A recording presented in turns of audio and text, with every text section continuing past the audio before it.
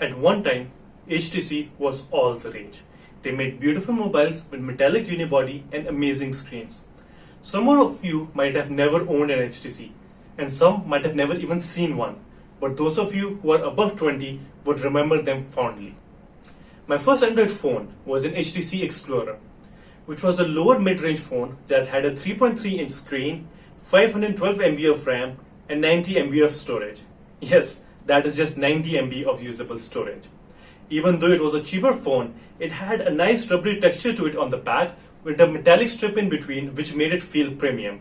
Even a cheap phone felt good in your hands. This is what HTC was famous for, making beautiful phones that felt premium in your hand. HTC introduced the first metallic unibody phone before Apple did. And while Samsung was busy making phones out of plastic, the HTC One series featured a metallic body. HTC was not only the first brand to introduce an Android phone, but they also introduced a lot of innovative features in the mobile market. Their phones were the first to have a 3.5mm jack. They also introduced dual front-facing speakers so you can have a stereo sound system. They were the first to introduce dual rear cameras and the first company to introduce portrait mode. Even though it wasn't that good, but this was ages before Apple and Samsung did it. They were the first company to have 4G on their phone and the first company to have a 3D camera and a freaking 3D screen on their phone as well. They did all of this way before Apple and Samsung did. And some of the features are not even featured in today's phone. And when it came to software, HTC's Sense UI was miles ahead of its competition. In the early days of Android, when it lacked features, Sense UI was packed with them and it looked absolutely beautiful. Samsung's TouchWiz UI looked primitive, and in all honesty, compared to Sense UI, it just looked amateurish. You can see the excitement in my voice. HTC made some amazing phones. But now, if you look at their market share, the number starts sadly with a 0. So, what went wrong? Honestly, a lot. Starting with marketing.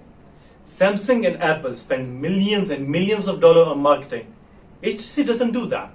HTC announced new phones via a Twitter post. No ads, no billboard, nothing. Many brands send preview units to YouTube influencers. HTC doesn't do that. These influencers have reaches in tens and millions of users. HTC doesn't seem to capitalize on that. Another problem with HTC was that in their peak, they were launching way too many phones with confusing names. They had phones called Cha-Cha, Salsa, Sensation, Pyramid. It not only confused their own users, but also saturated their own market. Also, when the competition got tough, their phones just did not hold up. HTC One could not compete with the Samsung Galaxy S series. Even though the HTC One series looked and felt a lot more premium, the lack of marketing and a medicore camera let it down. And then it was a little too late. HTC could never recover. Every subsequent HTC One phone, even though better than the previous and which had fixed the problems of the previous generation, just did not sell as much unit as the last one. Samsung had won the battle, and Chinese brands like Huawei, OnePlus, Xiaomi, and Oppo were the final nails in the coffin of HTC. Surprisingly, HTC isn't dead yet. They recently announced the new Htc U20, and they will try to regain the crown they once proudly held. Though, it makes you wonder, what if HTC had a better management and a better marketing team? What if they had never lost their market share and they were still considered a premium brand that people wanted to buy?